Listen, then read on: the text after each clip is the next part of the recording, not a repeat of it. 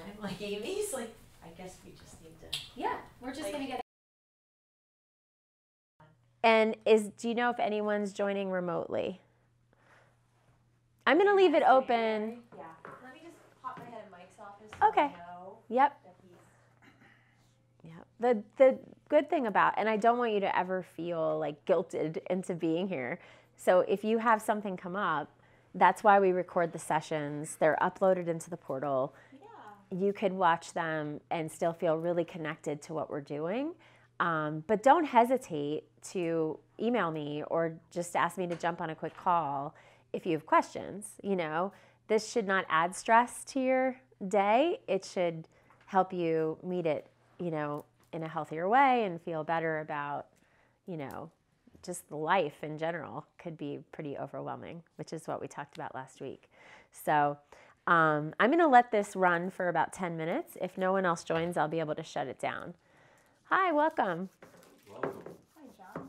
Thank you for having me. Thank you for coming. Hello. Look at your little cocktail. Should John sit? Is he okay there? He's fine. Oh. You Yeah. were This is my supposed to best- move so she didn't have to make a chair My go best around. side. Hi. Hello. Everybody's running in. I gotcha. Gotcha. Kid, how you doing? Jacob is our cameraman, and he is he'll be here on site with us every week filming. So he'll do his best to keep everyone, all of you, out of the shot. You may see the back of your heads a little, but he's not focusing on you. He's focusing on me so that everyone else could access the material that's not here. Okay? Hello, how are you? Good, how are you? Good. So it's great to be back. I'm really excited about kicking this off today.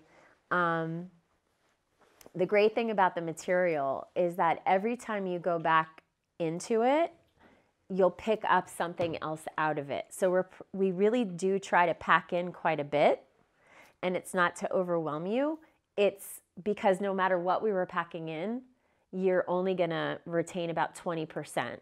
Pay attention to that, because whatever's calling to you as being the most important thing you learned from this experience today, that's what I want you to work with. Okay?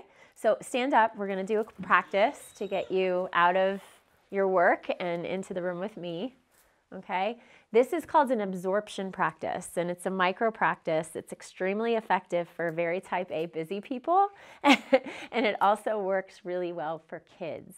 So feel free, if you have a child that really struggles with concentration and focus, this is really incredibly effective, okay? So arms up overhead, and we're gonna just shake. And get your fingers and wrists really loose when you're shaking it, just like you're trying to shake something off your fingertips. Sorry about my bracelet shaking. That's me too. Yep, just let it go. Okay, now really ground in your feet and just set your gaze on down and lower onto something that's not moving on the table, and keep shaking. And now shake a little bit more. Really shake, shake, shake, shake, shake, shake, shake, shake, shake, shake, shake, and stop.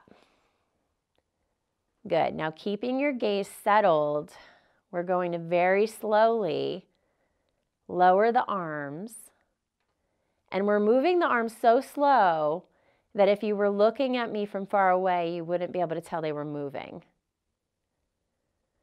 So imagine that your arms are moving through very thick honey or molasses.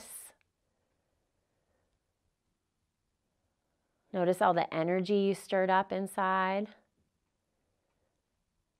Let your hands feel really, really heavy.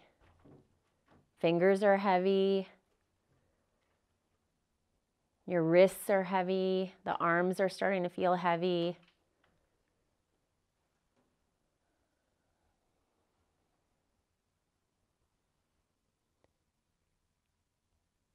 The arms are feeling even more heavy at this point.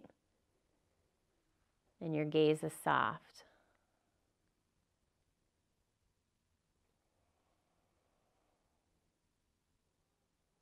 And once you could start seeing or noticing your arms coming into your peripheral vision, you could just kind of start relaxing into that sinking feeling.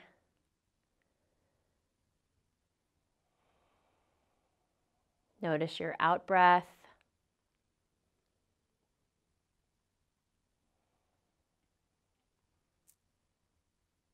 Good. Arms are getting lower now. You could just let them come to your sides and just close your eyes for a moment. And really encourage the arms from the shoulders down to feel heavy and long.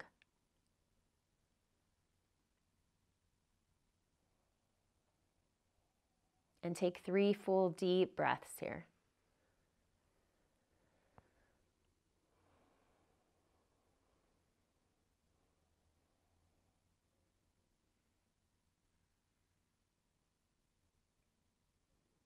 And after this next exhale, you could open your eyes and come back into the space and go ahead and sit down. Good.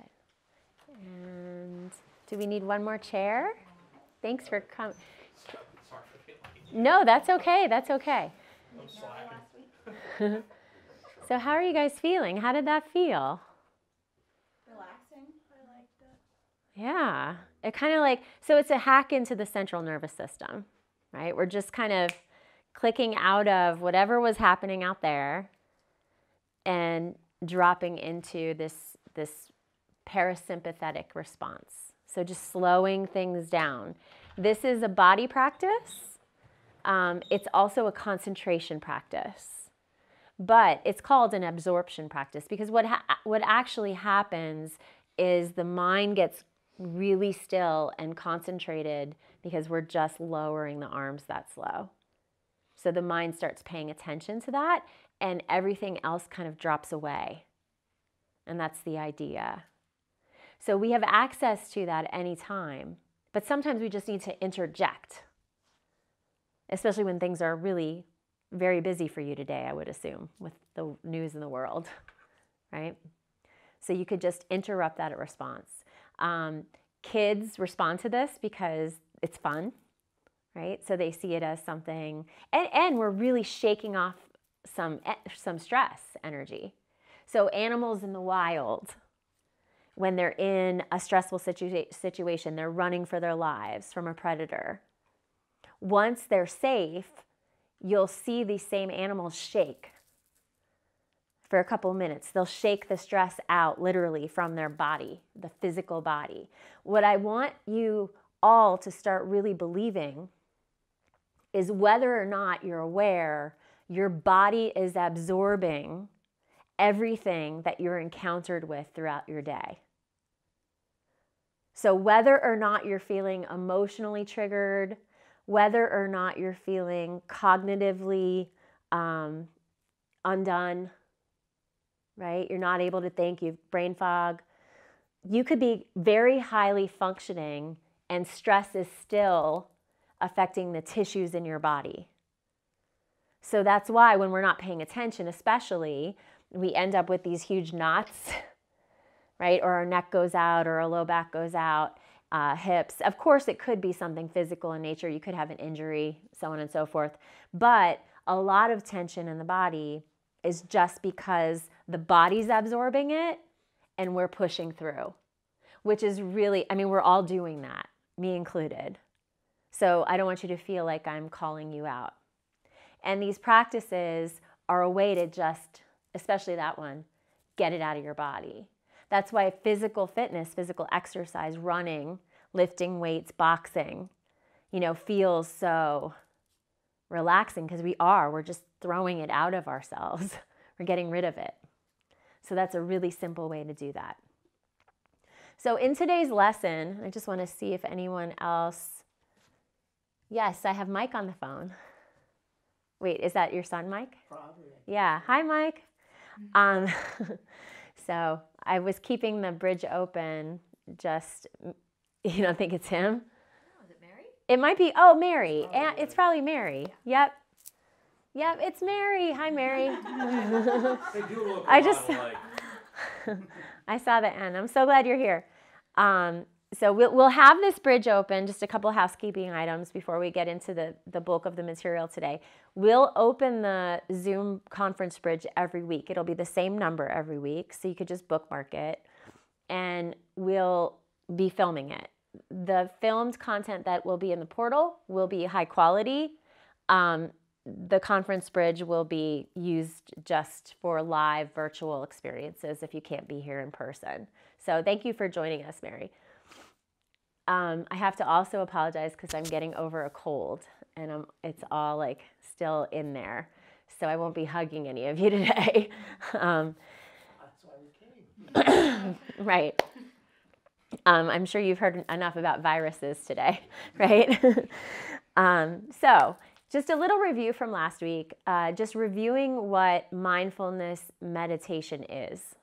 Okay, so that's the bulk of what we're going to be teaching you are the mind training practices, very secular in nature, but rooted in tradition. And the key to really establishing or reaping the benefits of a daily practice is consistency over time. And a lot of the consistency will be up to you because you'll be doing these practices on your own. So as I'm teaching today and going through some of these methods, if you have questions, ask, right? That's why I'm here. So I want this to be as interactive as possible. And Mary, I'll also keep my eyes down at the chat board. So, you know, if you have questions, you could just chat them in. So take advantage of that. But if you have questions as you're going through these practices on your own, there's a feature within the portal where you could communicate directly to the community in the community board, but you could also interact with us on there because we'll be checking that community board every day to see if anything's coming up. That's also a helpful way to share anything, any information or articles that you're finding helpful as we're going through. Okay, so any questions on that? Okay. So mindfulness, and I gave you this definition when we met 2 weeks ago, which seems like it was just yesterday, right? Mindfulness simply means moment-to-moment awareness. We're developing our capacity to stay in presence, in full present moment awareness with our work, with the people that we care about, with our clients, right, with ourselves, self-awareness. And this development of self-awareness is really a key anchor in developing emotional intelligence, consciousness, understanding how to consciously communicate and connect, right, with each other, with people that are hard to connect with. And if we're not able to first connect with ourselves and land our attention right here, it's very hard to do that, right? It's very hard to connect with someone else. So these skills in developing awareness, what does it mean? Of course, yes, mindfulness is part of that because we want to really understand the reality of things. And so often the mind will interrupt the truth of the matter. Why? Why does the mind interrupt what may be going on? Self-protection? Yeah, absolutely, to feel safe. That's absolutely number one. The mind is always trying to orient us in the world around us, and that starts from the moment we're born. We just want to feel safe. So it's in our cells, it's in our DNA. The mind is always trying to make sense of things so that we're safe primarily. But why else? Shortcuts. Sure. Yeah, when we feel less than, right? When we notice that there's a part of ourselves that feels separate. There could be a lot of suffering in that feeling of separateness. So the mind could come up with a whole story. And we'll really get into this at the end, but it's worth mentioning here. Because mindfulness is really just about paying attention to the truth of the matter, whatever's happening. Okay, without the need to change it or manipulate it or dramatize it or reduce it. Right? This is how things are right now. and I could be with this too.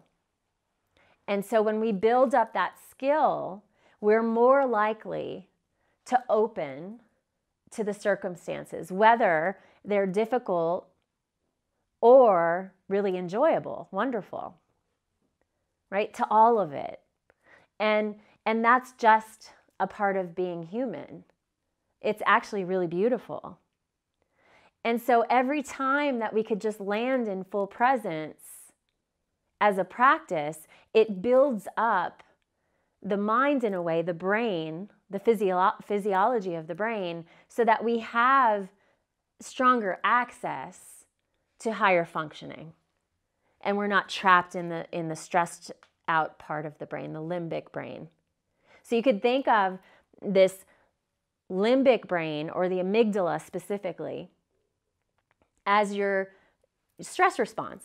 Fight or flight. Your fight or flight, absolutely. And really, what do we do when we're stressed? Really stressed.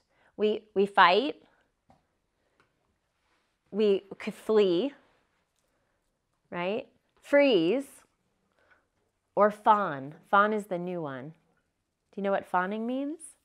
Careful when F-A-W-N, fawning. fawning. Yeah, sorry, on it. my congestion is changing my voice. What? Run away and hide a little bit? Go to No. mommy. Go to mommy. No, close though. Fawning. Think about when we're fawning all over someone. Gushing. Yeah.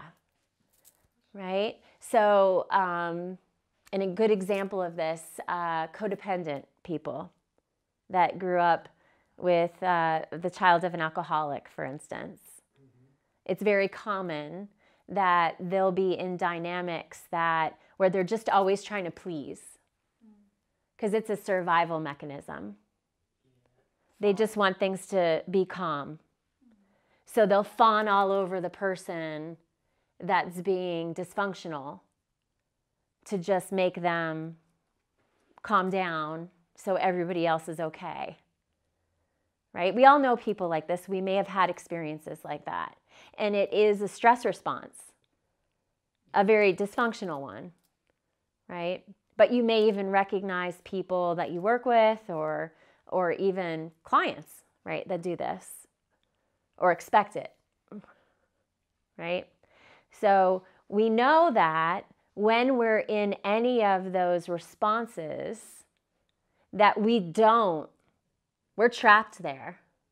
Cortisol is rushing through the system, adrenaline is rushing through the system, and we're stuck in the part of the brain that is just trying to survive. And the only way out is to really pause and acknowledge that and return to a space of higher functioning, which is all in the frontal cortex. That's where all our decision making is, higher thinking.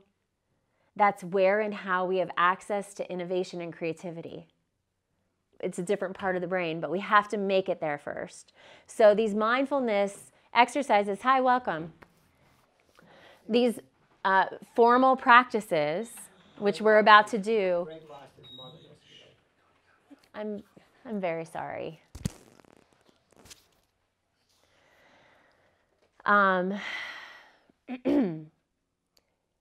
These practices, these formal practices, they strengthen the neural pathways there.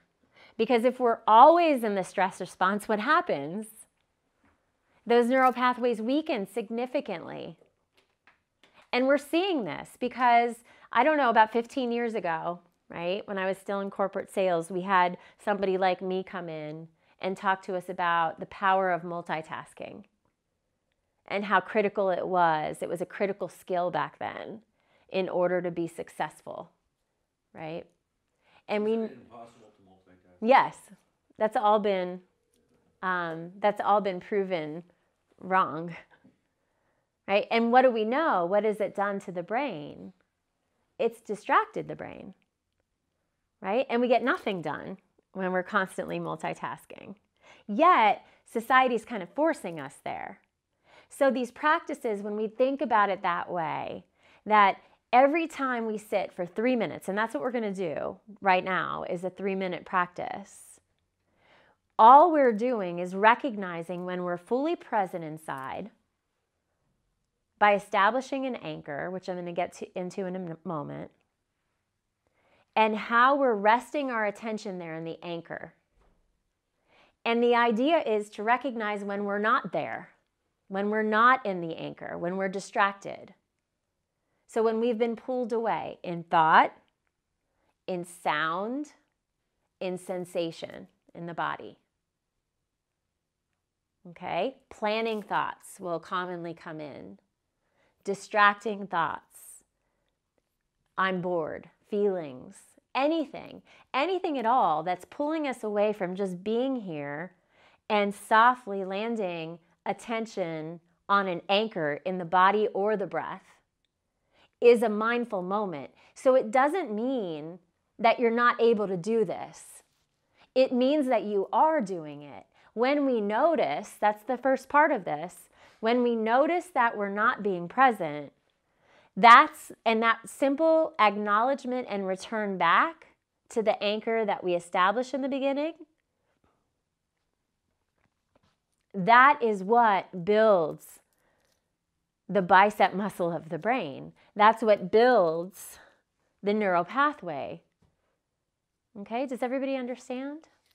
I read there was an interesting piece on athletes, and it was really cool. So they took teenagers up to professional athletes, and they judged on having technical skills, which means like, can you just get the ball, dribble it, and shoot? Like, that's a technical. And then there's a tactful part of your brain. And then the third component they looked at when they wore these electrodes or whatever was that there was a confidence level, and it actually showed, like, in professional athletes that their brains are wired up where they're so confident from a technical aspect and from a confidence that being able to visualize what's going to happen with plays 2 or 3 or 4 down, and it's literally like their brains are wired up and they fire differently than like a young teenager. Absolutely. Who's not there. I was amazed by it. Yeah. It was really cool. We've been working with the Wyoming Seminary Wrestling team all year and teaching them mindfulness and restorative practices. Nothing vigorous. No vigorous yoga, no active practices. It's all been about restoring them physically and helping them learn how to concentrate the mind and work with visualizations. Yeah. And they just won the national championship this past weekend. They did? Oh, Wow. And I'm writing an article for Coach Green. Yeah. Yeah. That's cool. That's great. Yes, they did. Yeah. So and these kids are unbelievable. You know, they're elite athletes. They really are. But they are very serious about the cognitive work that they do. And so bringing us in to help them with the mind trainings was an essential part of their strategy this season. And, you know, we're seeing the benefits of it. So, and, you know, he's not recreating the wheel here. There's many professional teams, and I could send you some articles if you're interested in basketball specifically. So let's give it a try. How's that sound? Okay? Mike, did you have a question? No, I was just thinking. Okay. So the practice that...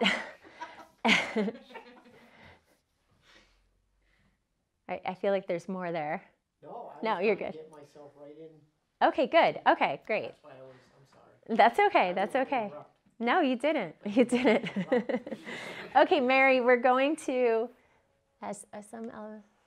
Yes. Oh, so Mary brought up a good point. Are some elements of stress good to motivate, think differently, and be creative? Absolutely to motivate. Absolutely.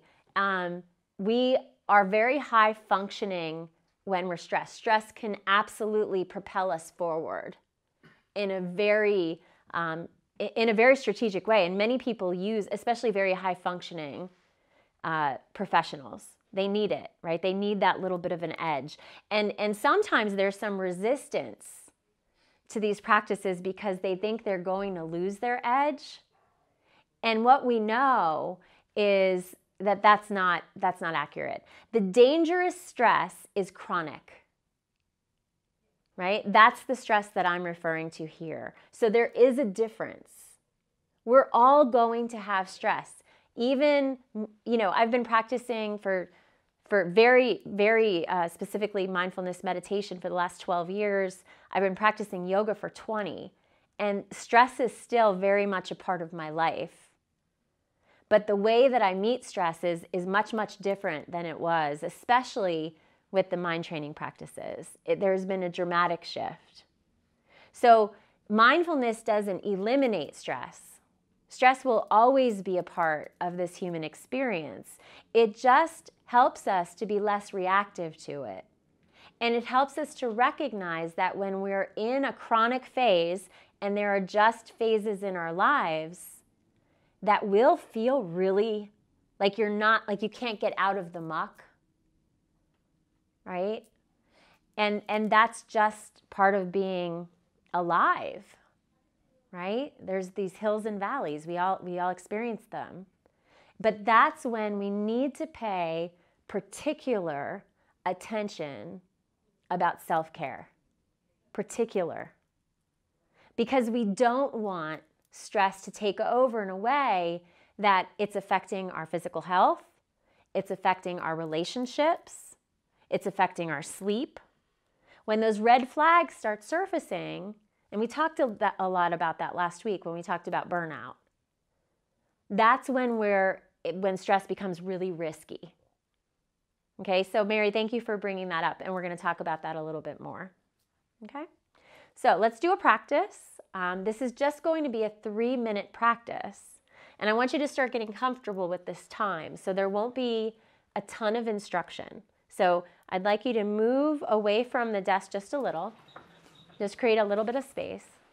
And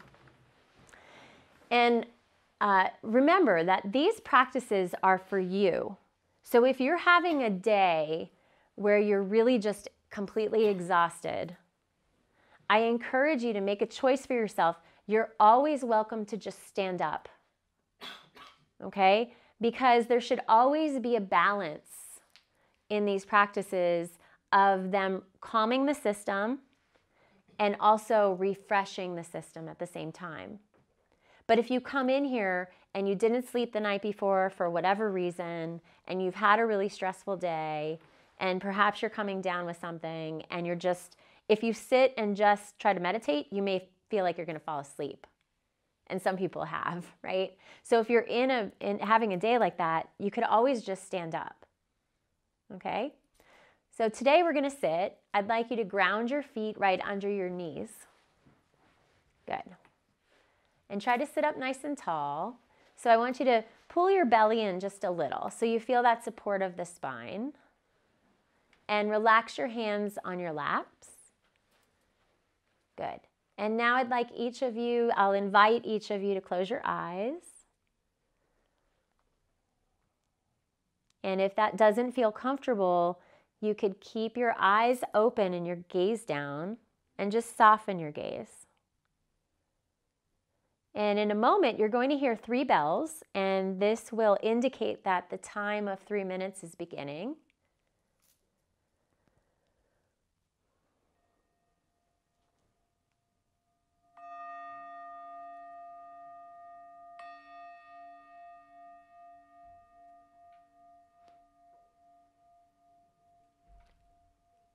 And try to really track this sound as it dissipates.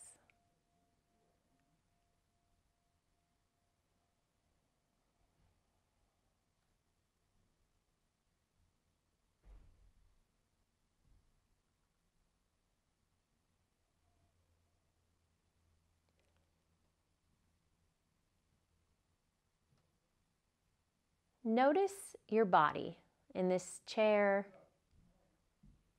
sitting in this space.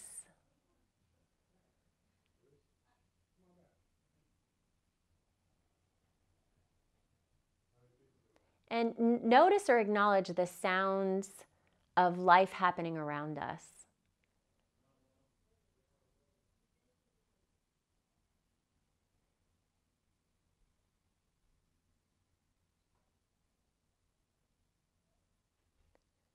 And now gently turn your attention inward.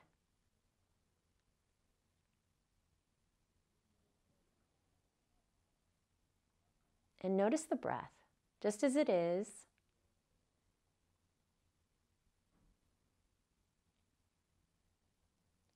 There's no need to change or deepen the breath here, just working with the natural breath.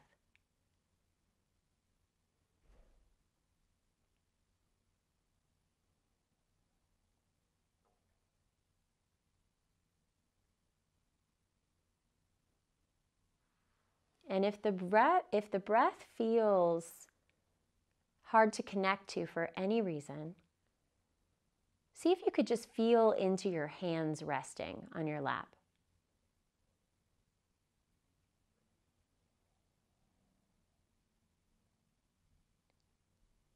And notice that there's a lot of aliveness right here in your hands.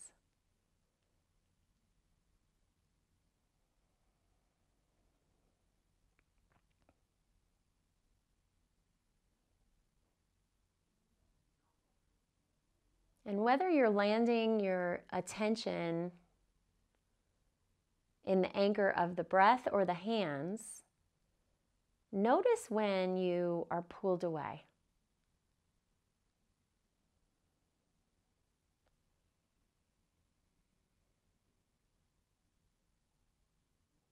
And gently return.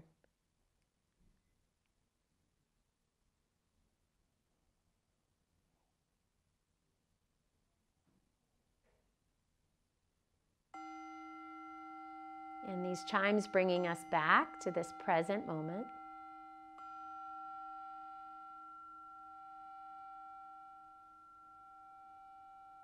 Returning us back into the body, into the room, into this space together. You can open your eyes when you're ready.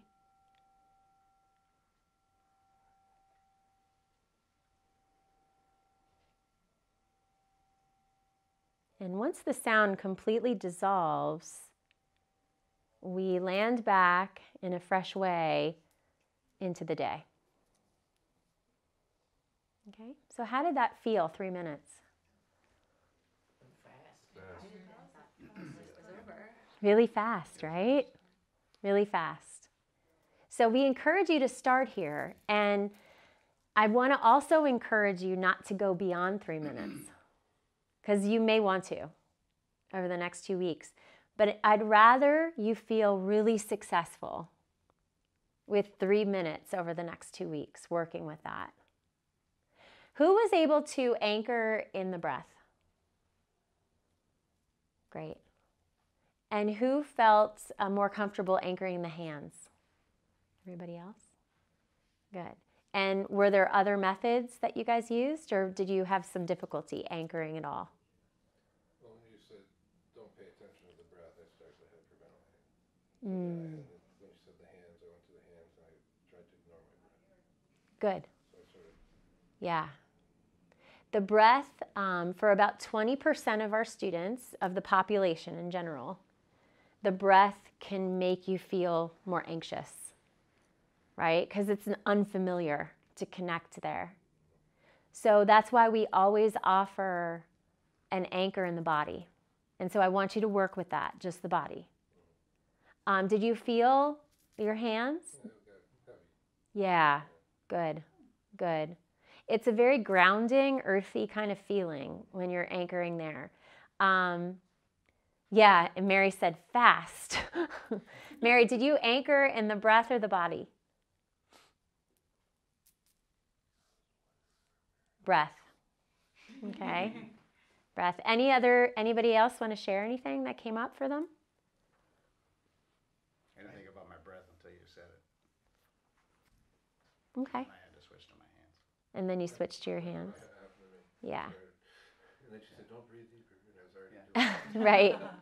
Right. So that's the misconception about mindfulness meditation, right? Especially people that practice yoga. So for me, it was really hard to connect to the natural breath moving through me, because in yoga asana practice, we're constantly stretching the breath or manipulating the breath. Okay, so if you practice yoga, or if you're a runner, right, or an athlete, it may be weird for you just to work with the natural breath, and then that could stir things up. So it's normal. It doesn't mean that that will stay the same. All right, but for now, working with this, especially when we're in moments of transition, right? So we're just starting a new program. You may have transitions happening in your life. So that's always a time when you need to pay particular attention, because a lot of things can kind of drop when we're in a transition. All right, so it's particularly important. One of my teachers is he's a really wise older guy, and he has done a lot of study on indigenous cultures. He did shamanic work in Peru with all these very interesting character. And he tells this beautiful story of this tribe that they brought here from Africa. And they got to, and I may have told you this one, Mike, they got to JFK, right? And they were, very simple people. They had never been to the United States before. They had never flown on an airplane before. And they came over with a bunch of Americans that were doing some studies on different, different practices and so on and so forth. And I think they were speaking at a university. And they get to JFK and they get off the airplane. And what do you do when you get off the airplane? We rush to get our bags, right? Right? All the tribal, they sat down. And, they're sitting there for a long time. And Biff went over to them and he said, we're going to go get our bags and we're going to go get the car. And they said, oh no, we can't move yet. And Biff said, what's wrong? Is everything okay? And they said, well, we traveled so quickly from, where we came from, that our souls haven't caught up yet. And we have to wait until our souls arrive. Really interesting, right? Yeah. So, and we just rush through. And sometimes our souls haven't caught up yet, right? And we could call it soul, you could just call it energy, right? Where's your energy? Are you in your body? Sometimes it doesn't feel that way when we're moving so quickly. So these practices, they bring us back into our bodies. And there's a lot of wisdom here in the body. In Japanese culture, this space of the belly, the low belly, which is a tough space, especially for women, right, in our culture, right? We're always pulling our bellies in, men too. But this space of the belly, this softness of the belly, is the earth element. And it's a space of wisdom and authenticity and truth. And it's called the hara in Japanese culture, the hara. And they call it the space of primordial wisdom, the womb of totality. And I love that. I think it's beautiful. And there is this earthiness here when we're able to connect. And what you'll notice is that when you're really in the stress response, whether it's chronic or just normal, healthy stress, we tighten here, we grip. And now Western science is really starting to catch up with some of these theories, right? There's a lot of studies being done on the connection between the health of the gut and our emotional states, our emotional and mental capacities. So really fascinating, the gut-brain connection. Okay. So I've been struggling with the psoas, the tight psoas, Mm-hmm. that little accident I had. But when you said about like sit up and like tuck your stomach in, it actually like released it a little bit. It felt good to do that. Great. Do you know? Yeah. Does that make sense? Yeah. Because when you sit like just slouch like this, it's Yeah. a tight spot. Yeah. And then if you you have stress, then your psoas even gets. It That's does. a bad way to be. Yeah. Your what? What do you call it? The psoas. Psoas, PSOAS, like psoas, Mhm. psoas. It's called your flight, or it's the biggest muscle in your body. So Mhm. when you said fight, flight, or fright, or whatever, Fight or like flight. whenever you are tense or whatever, your psoas is going to lock up. Yeah. The psoas is a very old part of the anatomy, right? So before we were standing on 2 feet, when the psoas was developed, we were still moving around on 4 limbs. And when we're just standing up, it's putting, the psoas is constantly in tension because it attaches to 4 of the lower lumbar vertebrae. And then it comes from the, if you can imagine it, moving from the back body and spiraling inward and then connecting to the upper trochanter of the femur. So it literally connects the lower body with the spine. And so it's constantly in tension. So that's why in yoga, right, we'll put you on your back and pull your knees in because it relaxes the psoas and it calms the belly. So it's a really great strategy for stress and for recovery, for restorative needs at the end of a long day. Legs up the wall and then pulling the knees down. So, you know, for our students that, and we include some of this in the supportive materials, so you'll see this in there. But at the end of the day, if you just take 5 minutes and put your legs up the wall, you could even do your meditation there, right? It's very restorative for your system, and it relaxes some of those primitive, we call the psoas a primitive muscle, right? Because it's constantly gripping with stress. Okay, so we're going to move on because we have a lot to cover in a shorter amount of time. I want to get into the breath. So the practice that we did, that's your homework. Every day for the next 14 days, 3 minutes. Now, if you feel like you need more, do another 3 minutes. Okay, but I don't want you to go beyond that 3 minutes for the next 2 weeks. I want you to feel really good about that time frame. But if you want to do a second practice, you could layer it on. Okay, I wouldn't go beyond a second practice back to back. Okay? Can you do it a couple times? For Sure. that? Of course, absolutely. And that's the best way to do it. Okay? But don't push yourself beyond, because I don't want you to have a bad experience with it. And 3 minutes is enough to pull us out of the stress response and into clarity in the mind. It'll calm things down pretty quickly. And you should feel refreshed from that. Okay? Alternately, there's a breathing practice that I'll teach you now. Okay? So breathing's interesting, especially as a yoga teacher, as a mindfulness teacher. People are, in general, pretty disconnected from breathing as a practice. So how many of you have a breathing practice of some kind? I do a little. I'm Well, I sorry? used to always That be we in my use? chest. You're supposed to- Or just have ever tried even? Tried it. Have you tried a breathing practice before? Yeah, like there. I think on my phone they have something in it. It counts the in breath and the out breath. Yep. Or like on the Calm app, they'll do in for 4, hold for 4, out for 8. Yep. Things like that. Good. Yep. That's often called box breathing.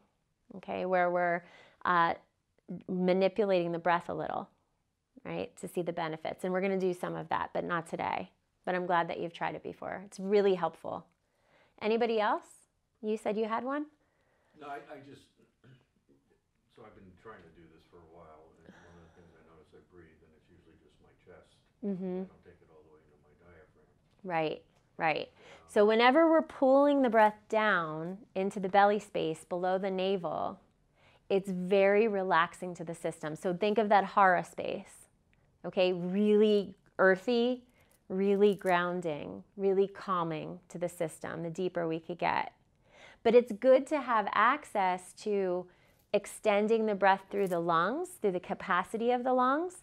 And what we often don't think about is the lungs have a back, and they have a front, and they have lower areas, and they have upper areas.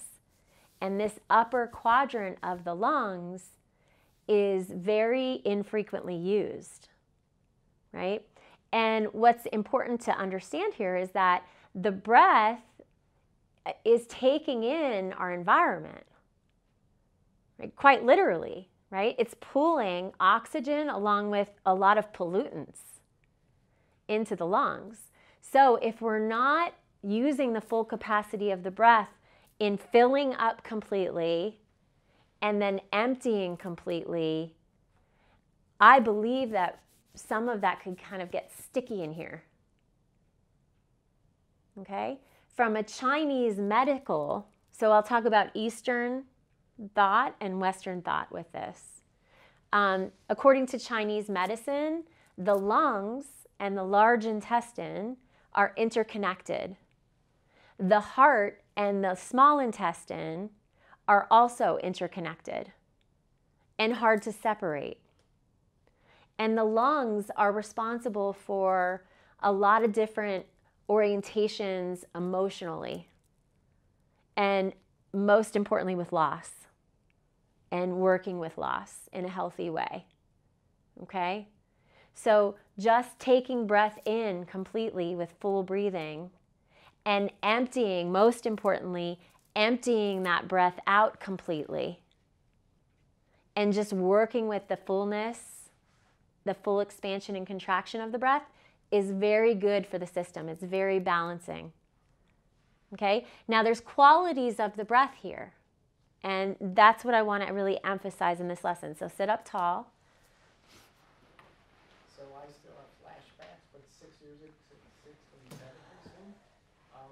Jen was helping me through an issue. I remember it's embarrassing, but halfway through the yin yogas, restorative yoga, she said, "Would you just start breathing a little bit?" I said, "What do you mean?" She goes, "You haven't even breathed. Take a breath." Oh, yeah. And I always think of that because you forget to Yeah. breathe, you know. Yeah. Yeah, we just You don't hold the realize you're breath. not, you know. Mary was typing in again. She said, I'm sure everyone is happy that I can only type rather than speak. I don't know, Mary. I'm hoping that you come to one of the classes. But that's funny. Okay, so qualities of the breath. So sit up tall. Okay. If you need the support of the chair, though, feel free to use the support of the chair. So some of you may. Okay. I'm sorry? Or if you can't, right? Okay. And just close your eyes. Okay. And wherever you are in your breath, just empty it out. Just empty, empty, empty, empty. Now let the inhale take care of itself. Empty, empty, empty, empty. One more breath in. Inhale. 2, 3, 4, 5.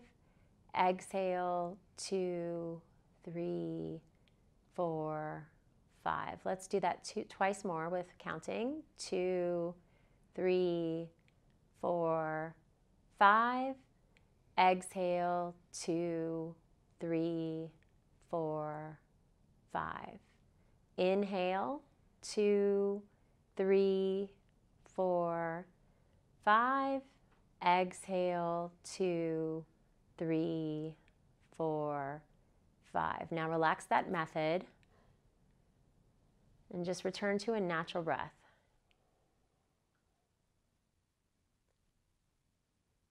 And now relax into that a little. Notice what's happening. And if any time you need to stop and just anchor into your feet or your hands or just simply observe, you could do that.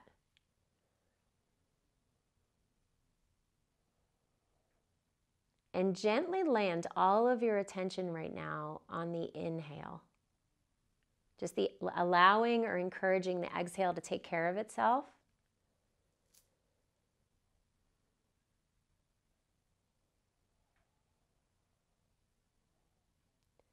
And notice the qualities that are here in the inhale. If you had to describe with one word, see if you could name the quality that you're noticing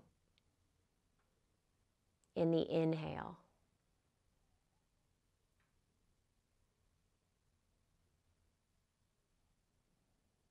And now I'll give you some of the qualities to look for. Vibrancy.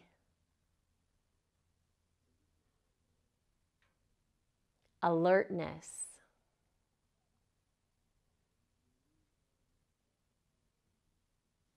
Wakefulness.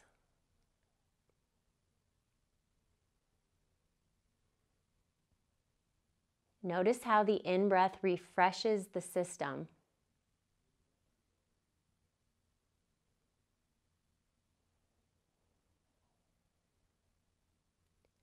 Now relax your attention there and turn your attention towards the out-breath, the exhale.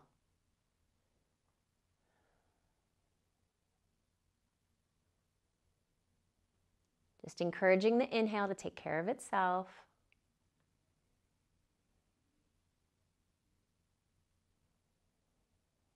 And notice the quality of the exhale, of the out-breath. Notice how it feels in your body. Notice how your system responds to it. And now name it with one word.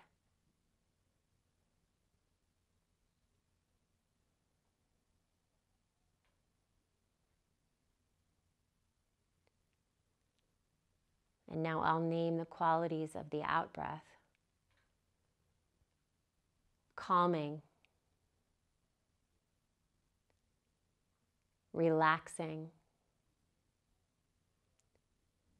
Grounding. Earthy.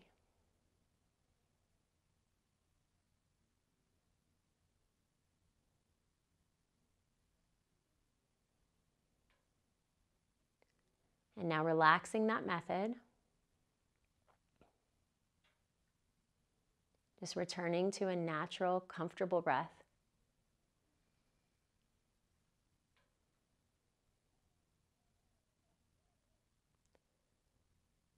And when you're ready, you can open your eyes.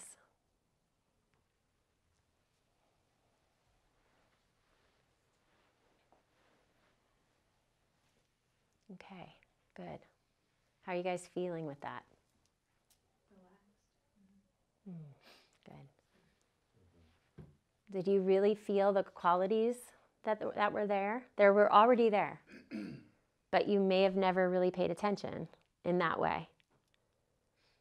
I didn't get the first three qualities, but I got the last three. You didn't hear them, or you didn't? No, I wasn't connecting with the first three. Okay. The relaxing, the Calm, grounding. Good. Resonated strongly. Good. Good. I agree. Mm-hmm. So the alertness and vibrancy, the wakefulness of the in-breath, were harder to connect with. Okay. I forgot about all the things we were thinking about, like Greg's issue, the markets, like it allowed me to focus just on that. Yeah. Very concentrated. So that's different than a mindfulness. It is a mindfulness practice. It's different than a mindfulness meditation practice. It was more active.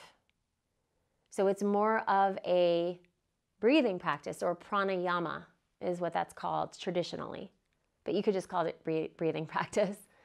I thought you were actually going to say on the out-breath, like stress or anything, like to get rid of everything. That's where I thought you were. Yeah. So it's interesting that you bring that up, because when we're trained on this, they specifically ask us not to tell our students to let it go there. Whereas in yoga training, we often will use that term, let it go on the exhale, right? Right. But in this practice, remember, we're not trying to push anything away. What we're trying to build in these practices is awareness. And mindfulness is working with what's here right now, the truth of it. Yeah, it makes complete sense now. Yeah. When you started naming them, I'm like, oh, okay, that makes sense. Right. I was convinced you were going to say, Right. let's get all the negative out. So even if stress is here, we can include it. And this is really important. And for me, I struggled with that for a lot, especially there was resistance to that. You know, I wanted to let it go, get it out, right? And I was confronted, I was getting acupuncture done. And has anyone ever done acupuncture? Okay. And when you get acupuncture, they put in, you know, the needle goes in. And when the second needle goes in, there's an electrical kind of charge. There's a sensation there. There's movement of energy. And it makes me really anxious. And I was at a center with a Japanese acupuncturist, and she didn't speak English, and very good doctor, though. And she really needled me up. And I had lots of needles in, more than I had ever had before. And I was on a silent retreat. And I hadn't been talking for days. And I had all these needles in, and you know, I was having a full panic attack right on the table. And I called her a few times, but it was very weird because I had been in silence at that point for a few days. And so I was like, am I really talking, or do I think I might just be talking? And, you know, but nevertheless, she couldn't hear me.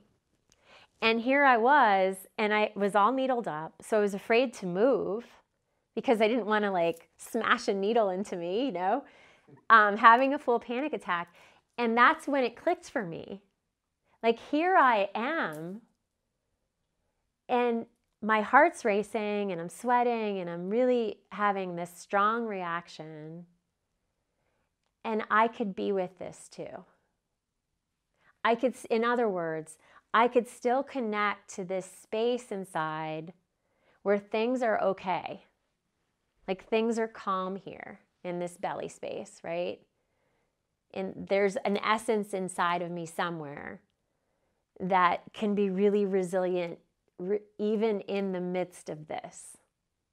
And I said that out loud. This is what's happening right now, and I could be with this too. And that for me was a dramatic opening with my struggles dealing with panic and anxiety. And it lost its grip on me a bit. Now, that's not to say it never happened again. But when I felt it coming on, there was less of this. Like ignoring, pushing it down, turning away. It was more of, oh, here it is. Hello, anxiety, you're here today. And I could be with you. And I could still function. Does that help? When I first started the practice, I noticed I used to get think about little itches all over my body. Mm-hmm. It would drive me insane. Yep, very common. And you're not supposed to move, really. You're supposed to just acknowledge and accept it. Right. That was the hardest part. It is hard. So let's talk about what might come up for each of you as we're going through this. We just have a couple more minutes. Actually, it's 3 minutes after. So if you don't have a few minutes, you're free to go. You could always jump in and look at it. Thank you very much. Okay? Yep, no problem. I want to hold my obligations. This video will be accessible in 48 hours. Okay? So what might you be confronted with? Annoying sensation, right? Really, really try. That's part of the mind training, to notice something like that happening and resist it. So this stillness, this willingness to be still for 3 minutes will build your resiliency. And what you'll start noticing, and you may already be there. I am.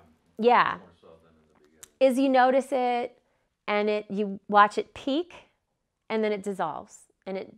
So this idea of everything will change, impermanence, you start really trusting that. So, and don't get too hard on yourself. That's really key here. So, and maybe one of the most important things I say to you today, when you feel like you're being hypercritical of your ability to do this on your own, I want you to just be really kind to yourself. And that's really hard. It really is a practice. So in developing awareness, I want you to think of these two wings in developing awareness. Mindfulness is one, and compassion is the other wing. And we start with being kinder to ourselves. Okay? So anytime that critic comes up and gets really loud and says, oh, you can't do this, you're not doing it right, try to just be kind. Yeah, I'm a beginner and this is new and it's hard, but I'm going to keep trying it. Okay? And you'll see that shift and change. Okay? Sleepiness, very common for beginners, especially if you've been going 900 miles an hour, right, and have never done anything like this. Really normal. If you're so sleepy that you start nodding off, stand up. If you're still kind of nodding off, open your eyes. You could try opening your eyes first if that's helpful. I felt that on the first exercise. Yeah. Yeah, I felt like I was dozing. Yeah. Really common. Really common. So you went on a retreat for a weekend and didn't speak? I've been on several silent retreats for week-longs. Yeah. So, I knew a guy once that went to a monastery, and he wanted to practice this. And when he got there, the head monk said, you can come in, but you can't speak for 5 years. And then after 5 years, I'll let you speak. But you can only say a few words. So he goes in and he does that, and 5 years later, the monk said, so, what'd you think? He said, the bed's hard. He said, okay, go back for 5 more years. So he goes back 5 more years, comes back to the head monk, and the head monk said, okay, tell me about your experience. The food's awful. He said, okay, go back for 5 more years. Comes back 5 years later, the monk said, so what do you think? And he said, I can't do this anymore. I quit. And the monk said, well, that doesn't surprise me. And he said, why? He said, well, ever since you got here, you've done nothing but complain.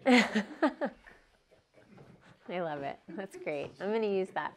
So when you couldn't speak for the weekend, was your husband with you? No, and so anybody that do you guys know Ed? I know a couple of you do. So his favorite line when I'm in silence for a week is, and his friends. In your home? No, I go on retreat. Oh, you don't. So I leave. The Poconos that you go to? I've never gone to that center. I know there is one there. Yeah. I usually go to upstate New York, Rhinebeck area, and I've gone to Italy several times and London. But that's where my teachers are. So, but he'll always say, he'll have lunch with his friends or something, and they're like, let me get this straight.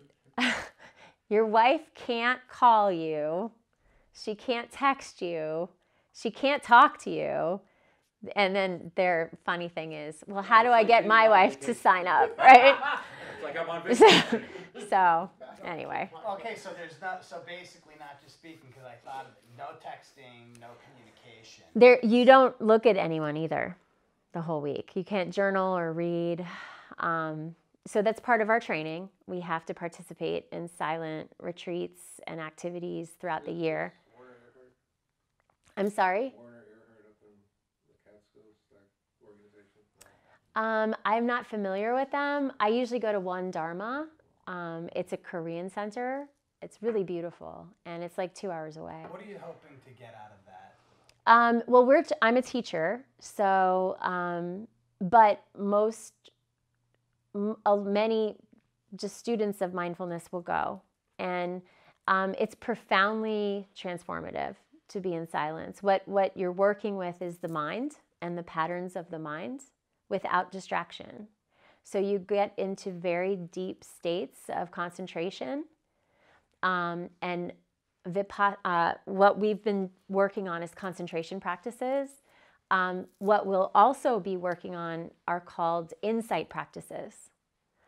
And these insight practices help us to understand the landscape, the inner landscape of the mind and of the heart. And what we start noticing, and we'll get into this more, so I'm getting a little ahead, is that there's a lot of patterning. And some of those patterns can be healthy and useful and very wise. And some of the patterns can be just the opposite. And so we could start deconstructing the patterns a little because we get really familiar with how we're getting caught up or just,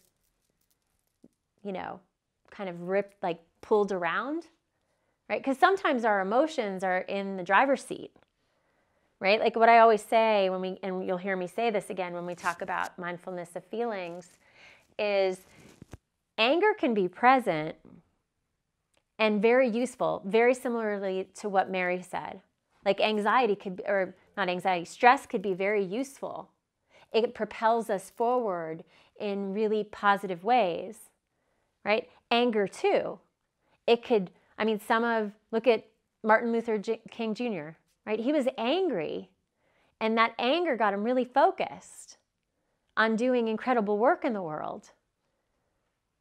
But if anger is in the driver's seat and controlling the decisions for us, we're just being kind of whipped around by it.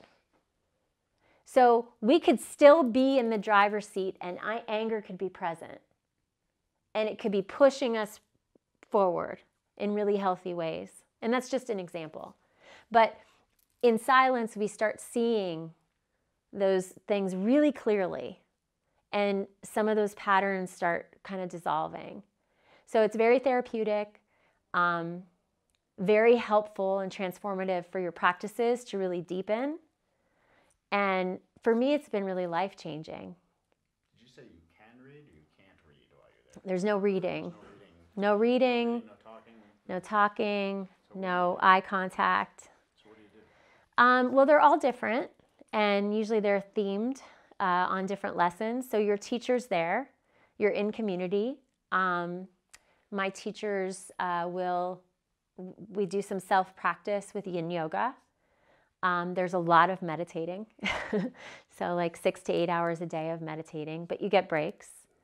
You're eating, you do walking meditation, standing meditation, there's different practices. There's a flow to the day, in other words. You get really bored. The days seem really long. How do you tell people what to do if you can't? Well, you get the agenda when you arrive or beforehand. And then when you arrive, there's like an opening ceremony where they give you all the information you need for the week. Like if you do need extra support, there's always people there for extra support. Your teachers are available. There's assistance there if if you're really struggling. And most people do have moments where they feel anxious. So that's another thing that could come up. Like, oof, what is this? Do they do presentations or you're just with yourself? Some are just on your own, and some your teacher will do a talk in the middle of the day, a Dharma talk, and Dharma simply means teachings. So the teachings could be really specific, they typically are, and that's usually once a day. And in that case, you could take notes. Oh, so you can listen. So there's people there that will talk to you. Yes, Oh, okay. yes, but only in I was really trying to figure out like only. the whole day, like, Yeah, only. That's a long day. Yeah, it's a long day. I can't hear you. That's a Yeah, long day. it's a long day. So like If if you're like, you're a teacher there, you can talk to I the do people 20 that are being it's not silent. my thing.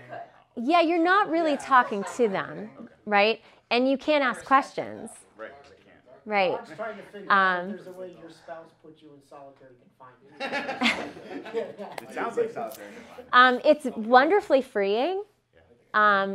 You leave there feeling, it's hard to describe, but what I can say is that you get really curious about like your capacity, you know, and You're emptying a lot of stuff too. From your, yeah, it could be emotional. Like no, yeah, like. Yeah, I've had really emotional experiences. I've had, you know, some anxiety come up, some crying, you know. I love Juan Dharma, going there in the summer because it's a beautiful piece of property and there's all these beautiful trails. And so I would spend like a lot of my free time just walking, you know, and being in nature. And you know, we'll talk a lot about nature and getting out in nature and working with your senses, because that's another method. And that's lesson 3 or 4. I'm not sure which one, but mindfulness of body. So important, because our systems need to be in nature, and we're not. Our modern society is really disconnected from that. So just being outside, and who likes to go fishing or golfing or hiking or running, right? Or to the beach, right? We feel that, we know it. And we know that we feel refreshed and rejuvenated. And there's science behind it now. So we'll talk about that too. Cool. Okay? Any last questions before you guys leave? Was this helpful? I thought today was Great. really cool. Thank you. Okay, awesome. Great. I thought it Awesome. was Is really the neat, information how to see the video in the packet you gave us? Yeah, so the video, Jacob needs about 48 hours. It'll be up within 48 hours, but at the back end of that. I got more to film. Yeah. But you'll get an email tomorrow morning with all of your supportive practices and some links outside and another link to the portal. So if you have not logged into the portal yet, tomorrow you should do that. Log into the portal. Everything will be embedded there. And then by Thursday, you'll see the video in there too, so you could go back. But all of your homework, your practices will be spelled out. If you have any questions, just email me. And remind me again, in the portal, obviously this session, the last Yes. one, if we want to review, but just Yep. basically for review to practice what Yep. we're doing. And we'll drip out shorter videos that support this lesson. So we won't let you get ahead of yourself. We'll keep you pretty concentrated on this work because we don't want you to skip ahead and get overwhelmed with anything. So as we go through week to week, there'll be more in there. Because you would do that too. Yeah, probably. Yeah, most people would. Come in the third He'd be week done and say, though. "I'm He'd be done." done tomorrow. Yeah. Yeah. So reach out. We're here for you. The best way to reach me is through email. You should all have that. If you don't, I have my business card here. And I'll leave a bunch of them out for you guys. So anytime, and I'll get back to you. And we can even set up a call if that's helpful. Okay?